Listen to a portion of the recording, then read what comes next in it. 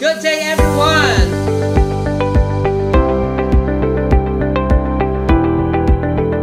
Welcome to our new episode of The Planning. I am your host, Bowie Montales.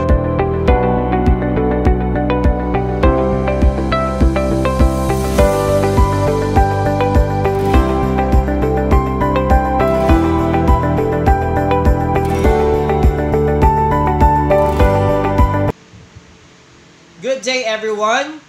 Welcome to our show, The Planning. I am your host, David Bowie Montales, from the Division of Manila.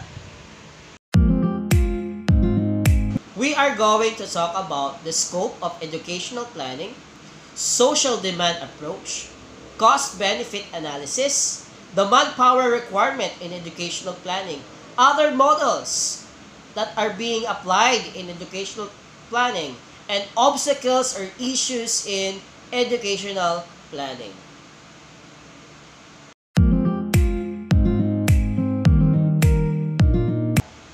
On this part of our show, we are now going to discuss and talk about the social demand approach. We are very fortunate today because we were able to invite one of the experts when it comes to planning all the way from Makati City, none other than Miss Erica Anier.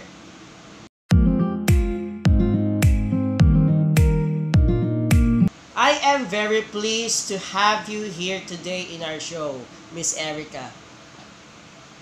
It's my pleasure to be on your show, The Planning, Sir Bowie. Okay, Miss Erica, can you tell us more about what is a social demand approach? Well, to be honest, there is no single definition for the term social demand. It has become acceptable to use when a government decides that education should be provided to all those who wish to attend schools and who are likely to benefit and have the ability to do so. A good friend of mine, Agenta 1987, argues that this approach takes educational needs in terms of the current demand for education at the different levels and projects them on the basis of population increase, age distribution, consumer preferences, long-term national goals, and long-term social goals. Among such goals and preferences are universal literacy, universal compulsory primary education, and cultural objectives. To give you an example, in the planning of the Dutch educational system, it is implicitly stated that if a sufficiently qualified citizen stands at the door of any type of schools, he must be admitted, and it is the responsibility of the appropriate government authorities to accommodate him. So imagine the responsibility of our elected government officials, especially the Department of Education.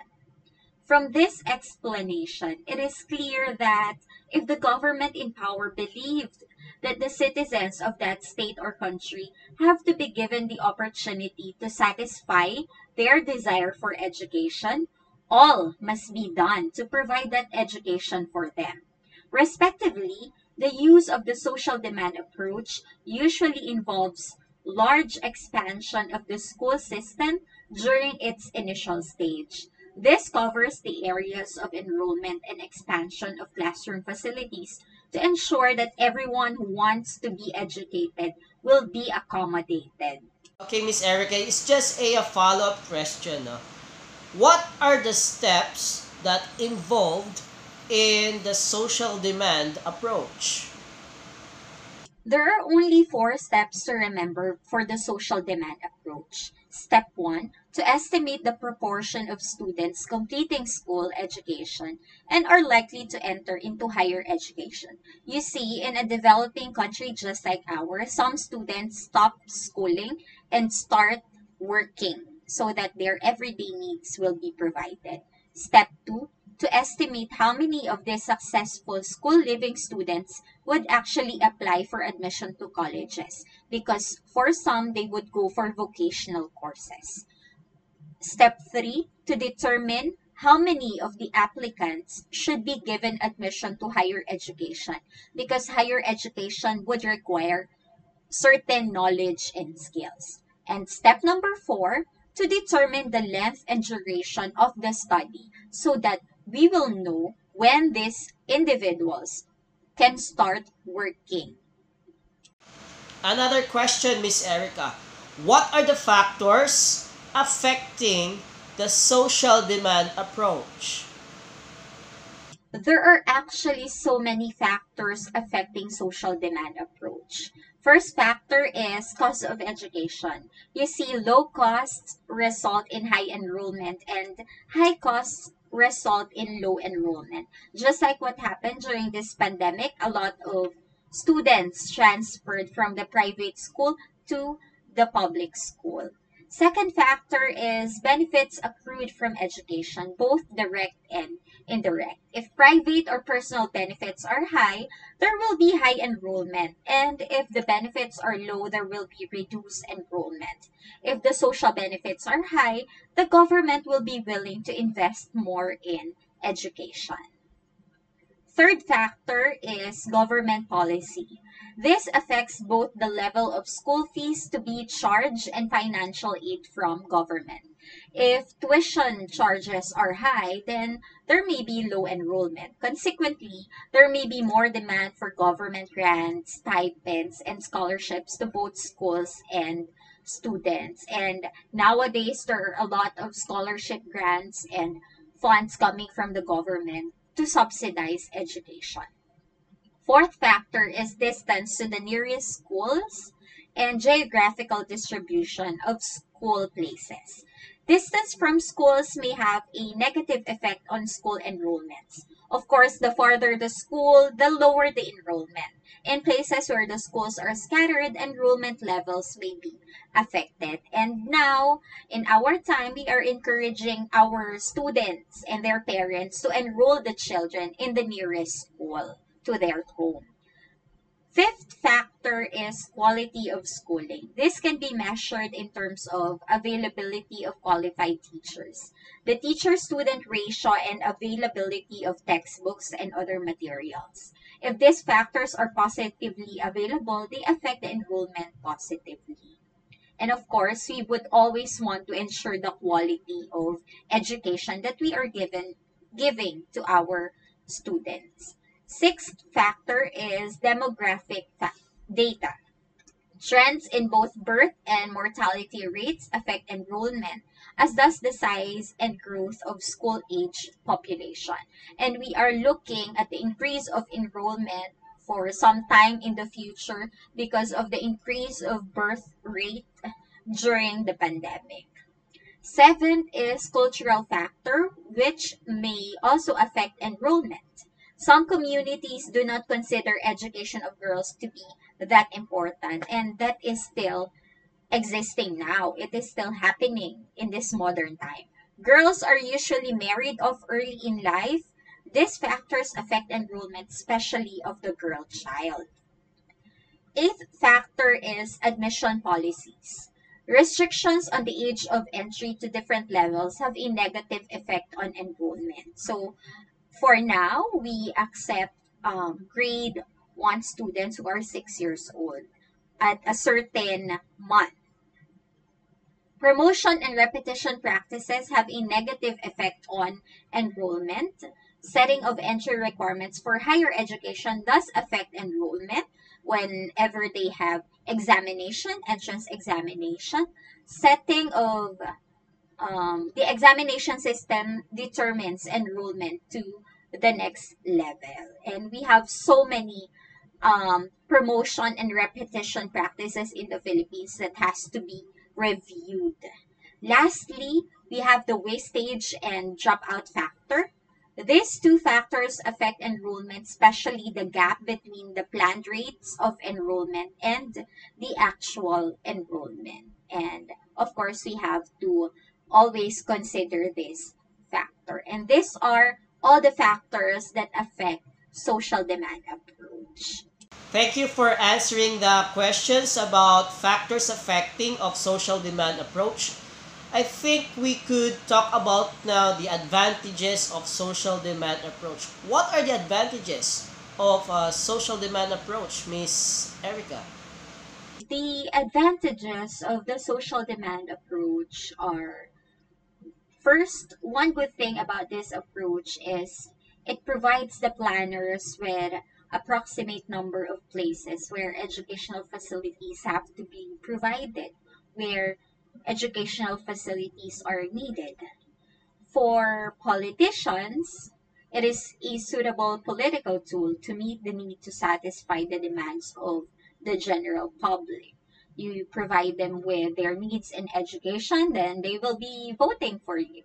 And most importantly, the planning technique of this approach is best where resources are acutely limited and where we are seeking to provide those kinds and quantities of education which will offer the greatest good to the greatest number. Of course, we always want the best for most of the population, not just for a few. How about limitations, Miss Erica? What are the limitations of social demand approach? Of course, Sir Bowie, no approach is perfect and suitable for all. As the saying goes, one size doesn't fit all. So, the limitations of this approach are: first, it has no control over factors such as the price of education and the absorptive capacity of the economy for the trained personnel. Also, it does not in any way lay claim to whether the resources expended are economically allotted, and to that extent, the approach is poor. And sadly, the social demand approach does not provide guidance we need as to how best to meet the identified needs. But of course, overall, I believe that the social demand approach is something that we can always explore and utilize. Thank you, Miss Erica, for sharing your ideas about social demand approach. Again, Sir Bowie, it is my pleasure to be here on your show, The Planning. I hope I was able to clear things about the social demand approach for all our viewers. Again, thank you very much and stay safe, everyone. Thank you, Miss Erica, for staying with us today and sharing your ideas about social demand approach. I hope that we could have you again on our next episode. Thank you, Miss Erica.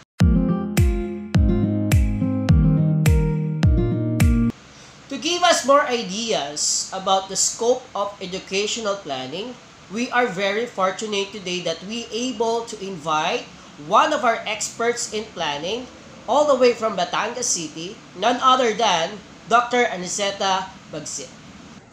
Good morning, everyone. My topic is about scope of educational planning. Dr. Bagsit, what are the scope of educational planning? Educational planning has a wider scope for application in diversified units, section, departments, or fields. Educational planning is mainly concerned with the techniques of applying scientific knowledge.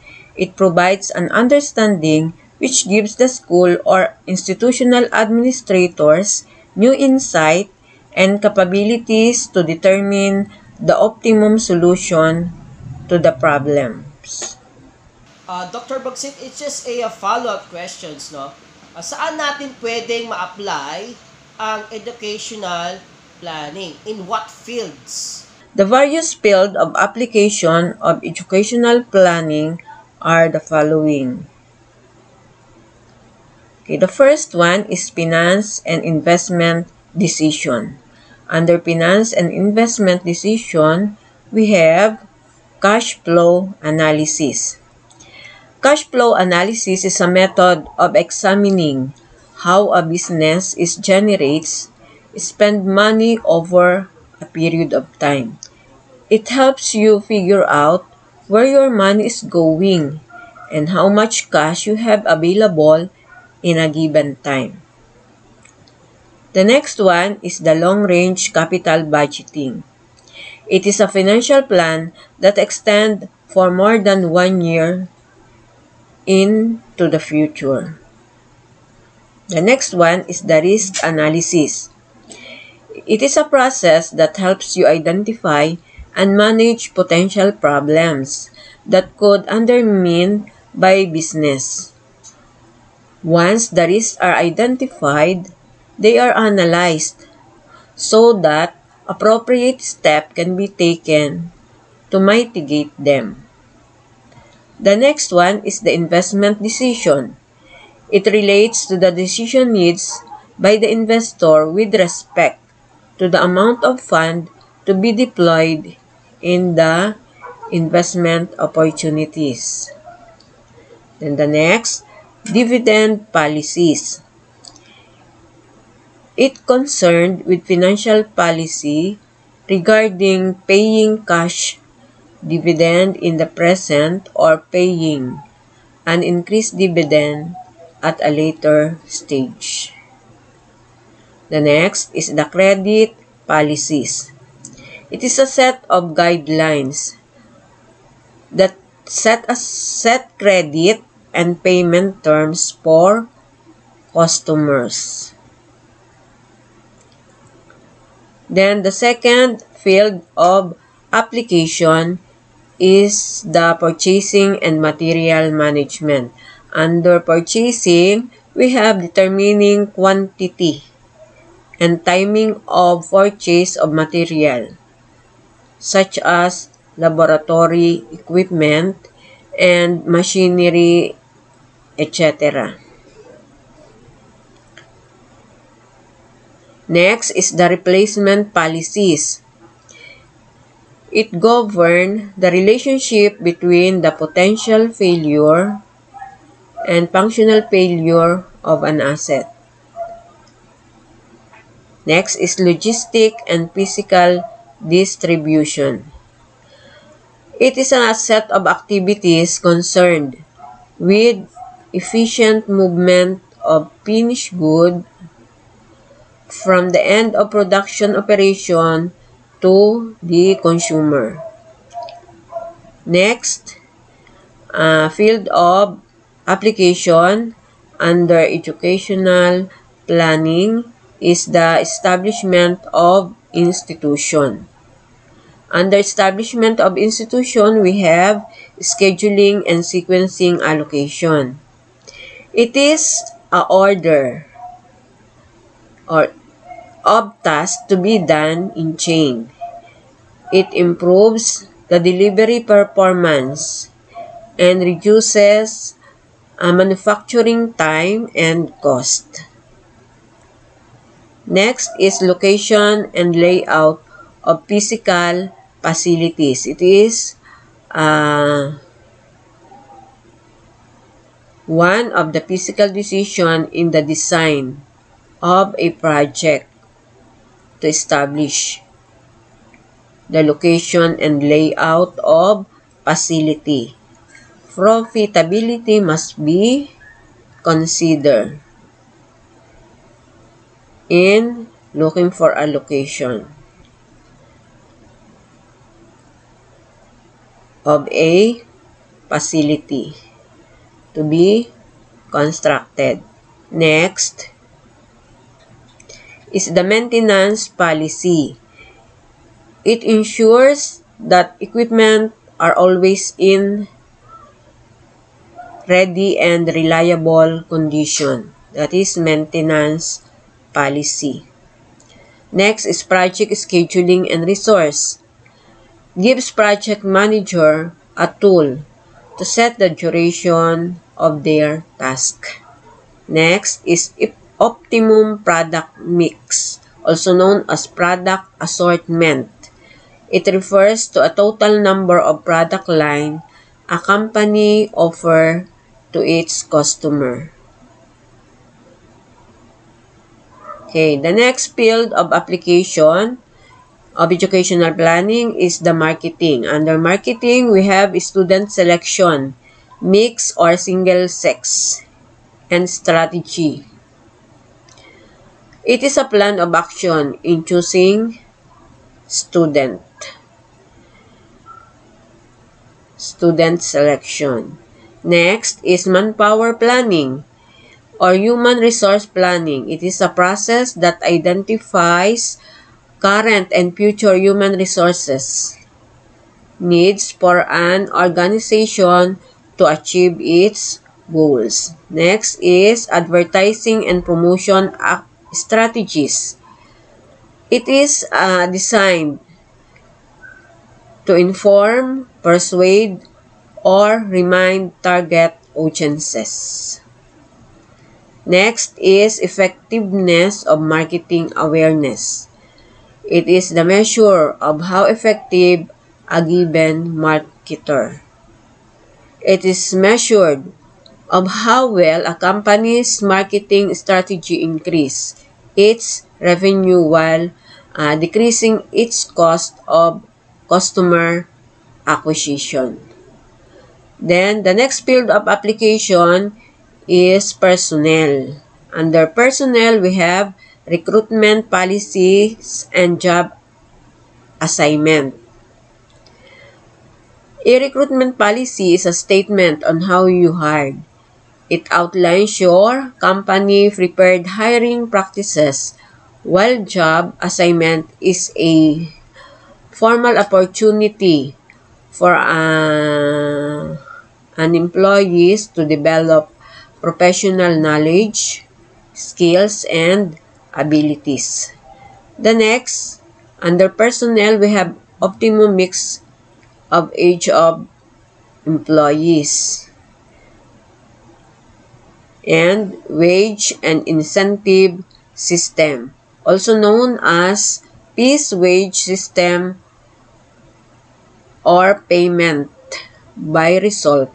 Under the system, wages of worker are established on the basis of amount of work done. Then, the next field of application under educational planning, we have research and development. Under research and development, we have determining the areas to be focused for research. Then, the design optimization and reliability and evaluation of alternative design. And the last one, under field of application is very important. It is the health. Sick bay. What do we mean by sick bay? Sick bay is a room or building set aside for the treatment or accommodation of a sick. And when we say first aid box or first aid kit, it is a collection of supplies and equipment used for medical treatment. Thank you, Dr. Bagsit, for accepting our invitation here in the planning. I hope we could see you soon again. Thank you very much.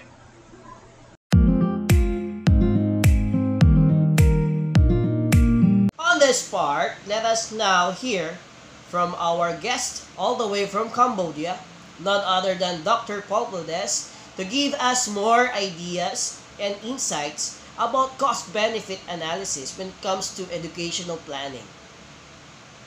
Thank you for this opportunity that you've given me to be able to present to you about the cost-benefit analysis. Good day, Dr. Valdez. Can you give us more information about a cost-benefit analysis? Let us first define the three words or the three terms: the cost, the benefit, and analysis. Cost meaning the variable. It could be material or non-material expenses. This is not just the money spent, but this could also be the effort or the time. Okay, or these are the estimates on what we are bargaining for. Benefit or expected result. Again, this is not only in financial, because since we are talking about educational planning, of course, we should also look at what benefit can we get. Okay, like competence, skills, wherein we're helping individuals in their growth. And of course, the last word on cost benefit analysis, which is the word analysis. Like we can always ask at the end, is this the best result that we can get? Or are we getting the most efficient result that we can get with the resources we've just spent? Okay. Okay, Dr. Valdez, can you give me more concrete examples about cost-benefit analysis? So for a better explanation on how this structure is being used, let's imagine that we are going to put up a learning center with a desired result of reaching up to 200 out-of-school youth with a budget of 200,000 pesos. Okay, so in here we have a a village or a barangay that we're going to help by putting up a learning center for reaching out the young ones.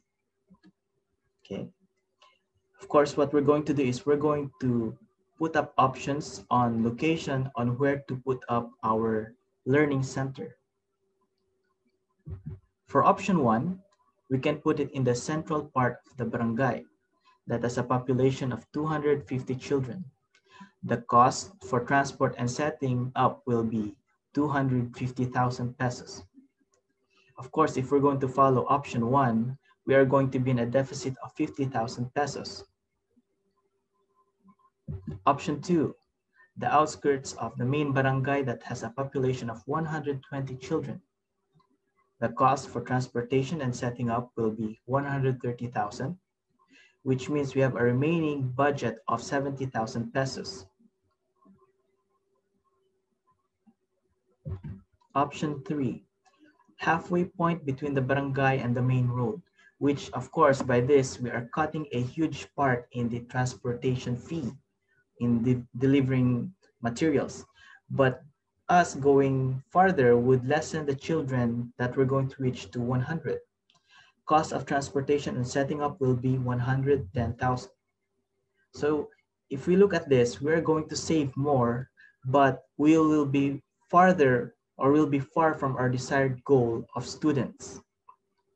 Among the given options that you have shown to us, Dr. Valdez, which options is the best to choose?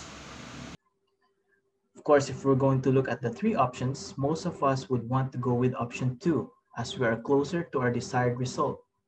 But these options presented are just some information which we have estimated. There could still be other factors that we should also consider. Like for example, of course, we're going to include staff allowance, maintenance, or safety. Okay, and of course, there are other factors that we haven't seen or have estimated yet. Some would see that CBA to be as a short-term decision, but in truth, it is used for a long-term planning. CBA could be used both in the micro and macro factors in educational planning. Although CBA seems to be a practical and economical structure, but the truth is that its strength is also its weakness.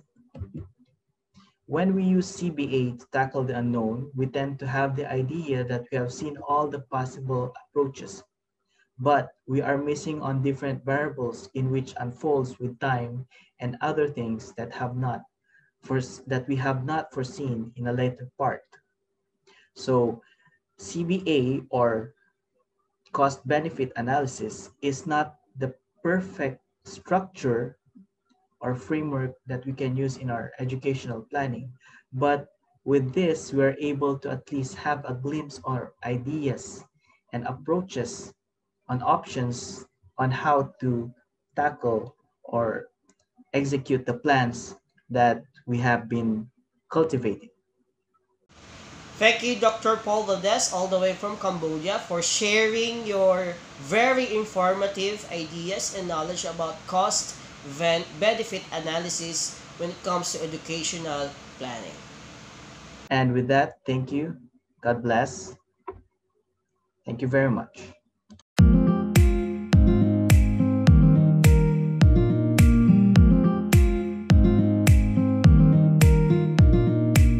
In educational planning, it is concerned with the problems on how to make the best use of limited resources allotted in education or in a certain school. Lalong-lalo na pagdating sa manpower requirement or the human resources na available sa school natin, particularly in education. So, paano sila na-allocate? Paano sila nagagamit dito sa educational planning? So, paano natin may apply yung manpower approach or manpower requirement when it comes to educational planning? So, I have here a sample of our SIP or the School Improvement Plan. Ito, nandito sa loob ang aming Annual Improvement Plan. So, yung SIP namin, it is a long-term plan for 3 years. So, for each year, we have the annual implementation plan. Now, in crafting your SIP or AIP, you must identify first the problem na nag-exist sa school ninyo na gusto nyong ma-resolve.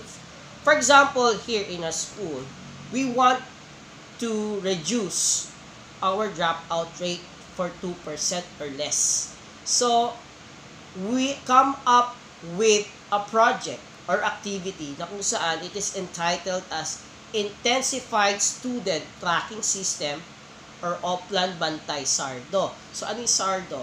Ito yung mga bata na naliligaw na landas na pwede silang mag-drop out. So, ano ang intervention na ginawa? So, you have the objectives, you have the program, anong activity ngayon ang gagawin mo?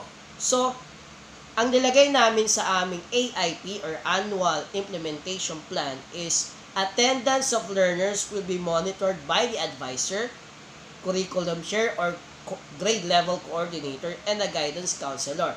Now, saan ma-apply ngayon yung manpower requirement? Doon ngayon papasok sa persons responsible. So, sino yung mga taong responsible dito sa project na to? Siyempre, ang nilagay namin dyan, principal, teachers, head teachers, guidance counselors, barangay officials, students, and parents.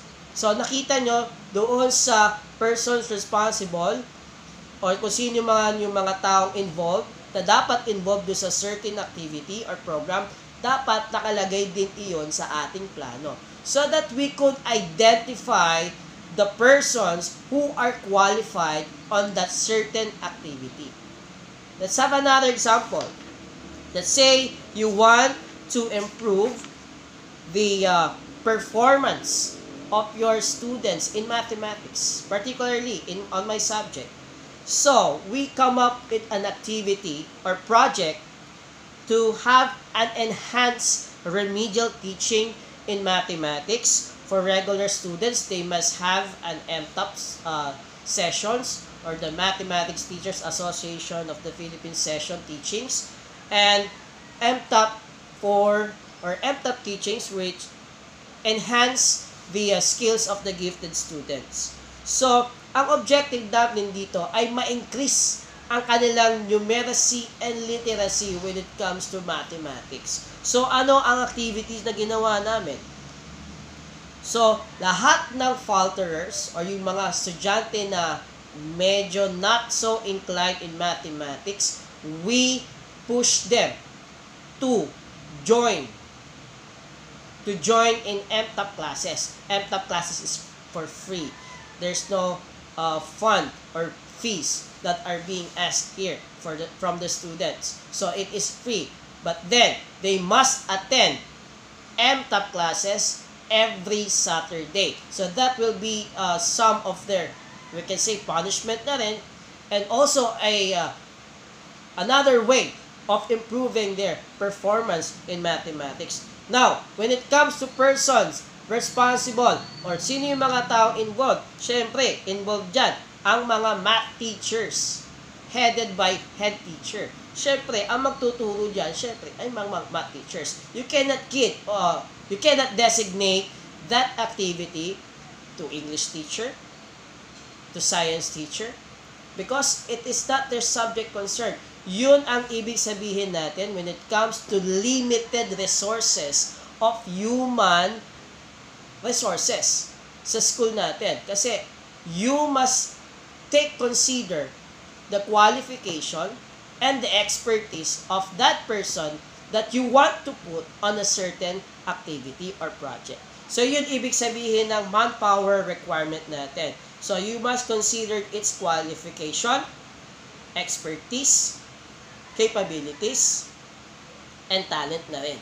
Siyempre, para maging successful ang inyong mga activities and projects, lalong-lalo na naka-stipulate sa plano nyo, you must consider those aspects of a certain person before you put them on a certain activity or project. That's how we apply manpower approach in educational planning.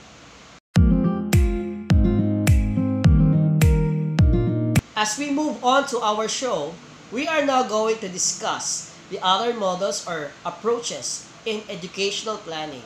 It will be discussed by our guest, Ms. Jean Flores Abellar. Yes, hello, Sir Bowie. It's nice to be in your show today. The planning. Okay. Supposed to be your guest today is Professor Roger Kaufman and Professor Jerry Herman. Since they are not available today because of their business, meetings, and appointment, they sent me here to talk about the Kaufman and Herman strategic planning model. Okay, so what is this all about? What is Kaufman and Herman strategic planning model? Okay, so these models consist only 4 steps. Okay, 4 steps. So it is easy to understand, it is easy to bear in mind, and it is easy to memorize. Okay, so the first step is scooping. These strategic planning models, first thing you have to do is scooping. Scooping has 3 levels. Okay, what are those levels of scooping? They are micro, the macro, and the mega. What is this micro, macro, and mega? When we say micro, these are our clients. Okay, you have to determine your clients. Okay, macro talks about the output. What would be the possible output of our client? Yes, right. What would be the possible output of our client is macro. And mega is the widest among the 3 because this consists of the outcome. What would be the outcome of the output from our client? So that's the 3 levels you need to know and scooping. Okay, next step in Kaufman and Herman strategic planning model is data collection. Yes, it is important to get data for you to have basis. Okay, for you to have basis in order to have successful program, in order to attain or achieve desired goal, okay, or your desired result. Okay, next step is planning. Planning is very much important. Okay, in any business or in a way of life, planning is very important. You have also to determine the values and belief. Okay, then next one, the last one, is the implementation and evaluation. Okay, after you scope, after you collect data, you plan for your program, then you implement and evaluate. Okay, if there is a need to revise, okay, you revise as possible. Okay, so after these 4 steps, I would recommend a critical evaluation. Critical evaluation is very important. It's because in critical evaluation, you can determine the pros and the cons of your program. Okay, so you have to very careful with that. Critical evaluation, you have to do that. After those steps, you have to do critical evaluation. Okay, so that's the Kaufman and Herman strategic planning models It only consists of four steps, but very, very important, Sir Bowie. Do you have something more to share with us, Miss Abelyar? Okay, in addition to that, I would like to add the Phi Delta Kappa educational planning models. Okay, so what's this? It establishes management system, tools or techniques, or identify the planning program, the budgeting, the management by objectives, system analysis, or the evaluation or review technique. Okay, so this is the Phi Delta Kappa educational planning model, I should say. Thank you, Miss Chin Flores Abelyar, for sharing your ideas about other models or approaches when it comes to educational planning. I hope that we could have you here again here in our show. Thank you, Miss Abelyar. This time, we are now going to discuss about obstacles and issues in educational planning.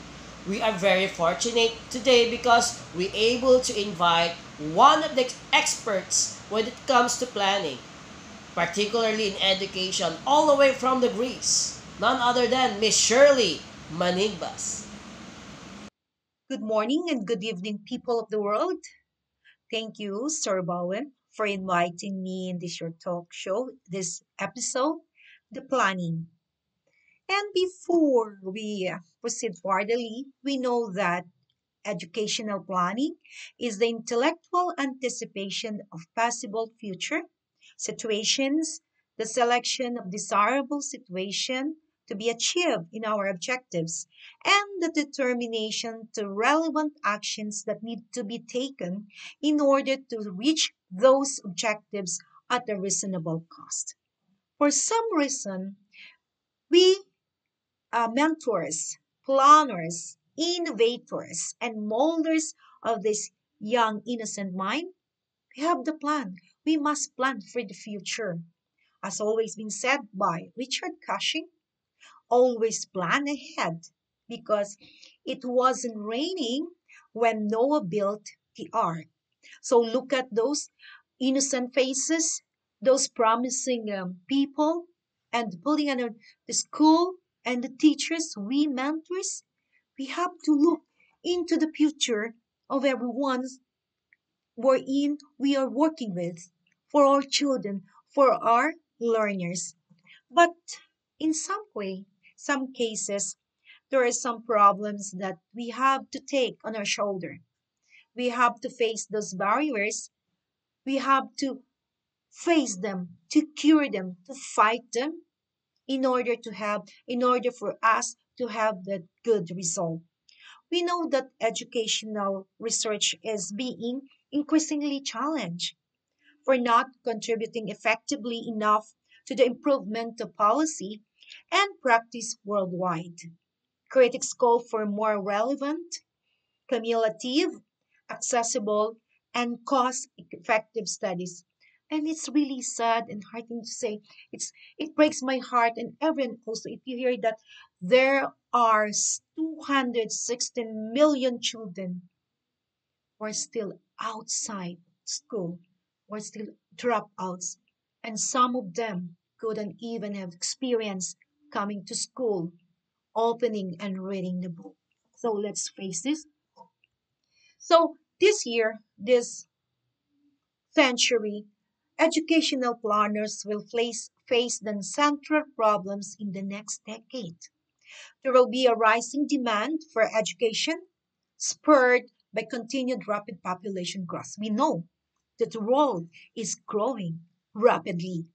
Educational development will face increasing financial constraints in many countries, in our country, especially developing countries, because of the rapid population, is the continuous increase in number of people and of course continuous increase in financial strains.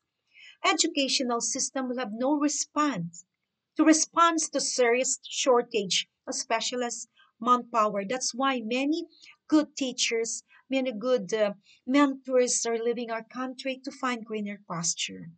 and it's a reality. The role of education must be defined in relation to the need for agricultural and rural development on the other hand, and the need for industrial development and government services. Opportunities for out of school education must be developed and coordinated with the formal educational system. Sad to say that we have children, we have youth that are out and couldn't they were out out of school education because they couldn't bear anymore. And not only that, financially, emotionally, physically. And teacher supply and demand must be reconciled to meet changing economic and educational needs. Now this year, we're facing a very, very tremendous and very life-threatening epidemic, which is COVID-19. But at least we did that part. But we need more, more, and more. Educational productivity and quality will have to be increased to get maximum results from limited educational resources. There is a rapid growth of population and limited educational resources.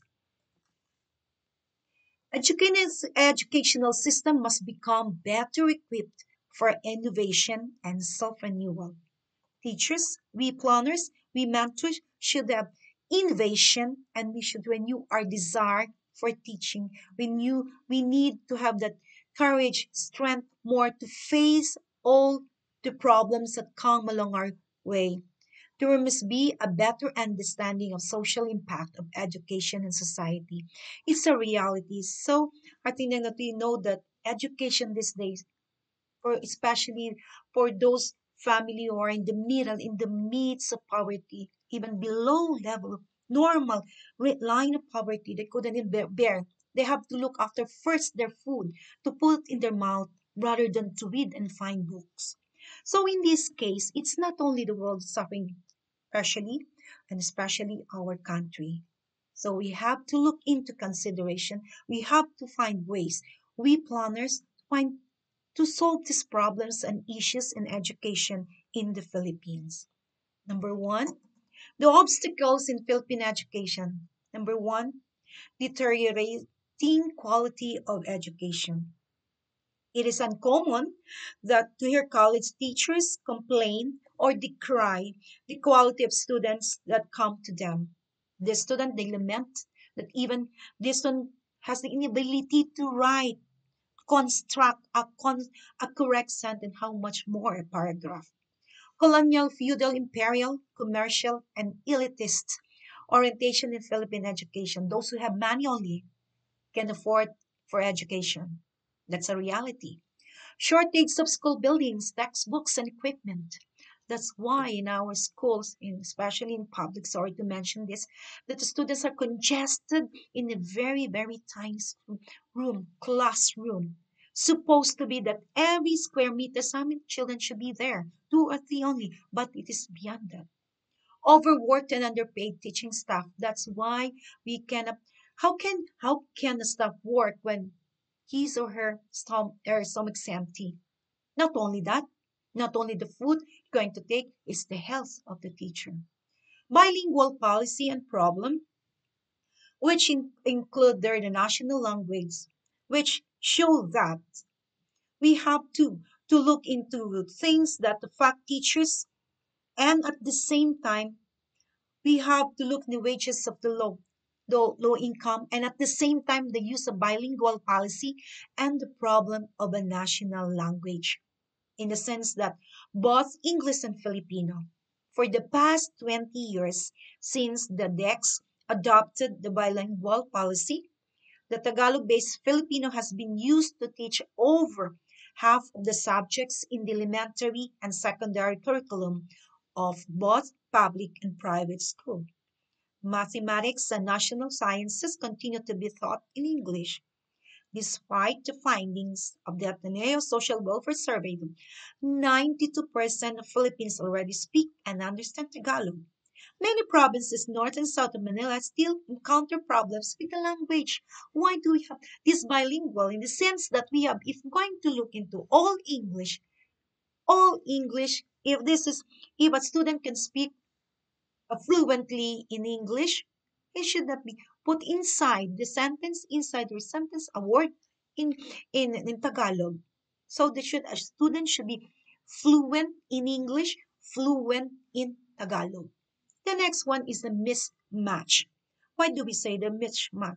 Because the major problem of the tertiary level is the large proportion of the so-called mismatch between training and actual jobs. And after graduation, what? That's why we have now unemployed newly graduates, which actually they have very, very good training, good background of studies, good background school. But actually, the problem is they couldn't land in a good job. Globalization issue in education. It is in the educational sector where the concept of globalization is further refined and disseminated. It comes in varied forms as global competitiveness, the information highway, the third wave theory, postmodern society, and the end of history and borderless economy. The so-called Philippines 2000 was launched by the Philippine government to promote global competitiveness. That's why last 2018, if I'm not mistaken, I think that we had the first graduate of K to 12. But are we ready for this? Are our graduates ready to compete globally? In the other issues, so look at the picture, I put it here. That's why I mentioned a while ago that school congestion in the Philippines is really a breakthrough solution. Look at the picture. So how can a student, how can a pupil study if they are congested? They couldn't even breathe, couldn't even roam around. But what can we do? We have lack of pupils, students, learners that should be accepted to school, but still in the sense that good that those family who can afford to bring those private school. But what I said is that the good teachers can be found everywhere, whether public or private. So issues in educational plan in the Philippines and these four important issues should be resolved. It is in the hands of the planners now, and let's look into the reality of these issues. Number one, the quality of education. Decline in the quality of Philippine education at the elementary and secondary levels. That's what I mentioned a while ago, that college students, professors, and the teachers in college were wondering how come, how did they were crying because these graduates of high school couldn't construct a complete, correct, grammatically correct sentence, and of course, to solve the problems in mathematics and even sciences. Two, affordability of education. Big disparity in educational achievements across social groups.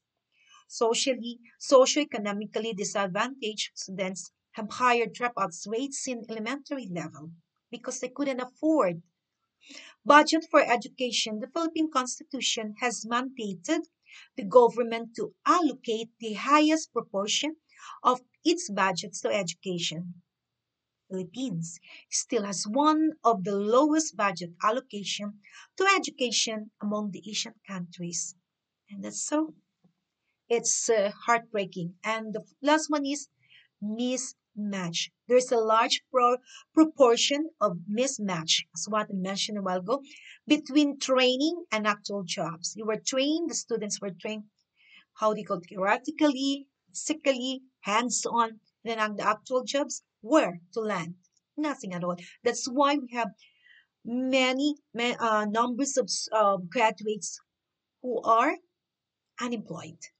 This is the major problem at the tertiary level, and it is also the cause of the existence of a large group of educated, unemployed, or underemployed. Now, I want to stop this, just have a reflection. So, Sir Bowie, if you don't mind.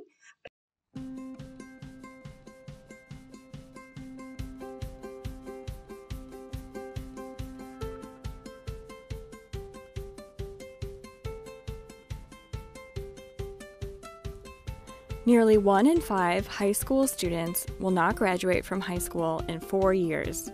How can we prevent this? How can we make sure that all students graduate on time? Well, you should know that many educators have systems in place to make sure that your student succeeds. They can use strategies to support your student, and together we can create a partnership to prevent students from dropping out. Here are some more facts for you. Students may show signs of being off track to graduate from high school as early as middle school. 6th graders who fail math or reading classes or attend school less than 80% of the time have only a 10 to 20% chance of graduating on time. Of course, high school is also an important time to make sure students are on track. Students fail freshman year more than any other high school grade. Students that receive more than one F in a core subject, such as English, math, science, and social studies, are considered off track for graduating high school on time. High school dropouts earn nearly $8,000 less per year than someone with a diploma. What do these facts tell us? We must put the right supports in place to make sure that students are on track in middle and high school so they can be successful and graduate on time. So, what can we do to make sure our students succeed? We can use early warning systems. Early warning systems are systems that educators use to identify students who are at risk of dropping out. A dedicated team of educators manage these systems. Members of the team can include teachers, counselors, principals, and district staff. Early warning systems can use attendance, behavior, and grades to determine if students are on or off track. Data used in these systems are kept in a secure location that only appropriate people, such as teachers and principals, have access to. The data can be shared with you to let you know whether your student is on track for graduation. Educators can use this data to determine what supports students need to get back on track. This effort to get students back on track is called dropout prevention. One example of dropout prevention support is Check and Connect. Check and Connect is a support program for students who are disengaged from school. Trained mentors build trusting relationships with students and monitor their attendance, behavior, and grades. They then respond with personalized supports to help students be successful in school. Ask your student's teacher or school staff about dropout prevention and early warning systems so you can make sure that your student succeeds on graduation day and beyond.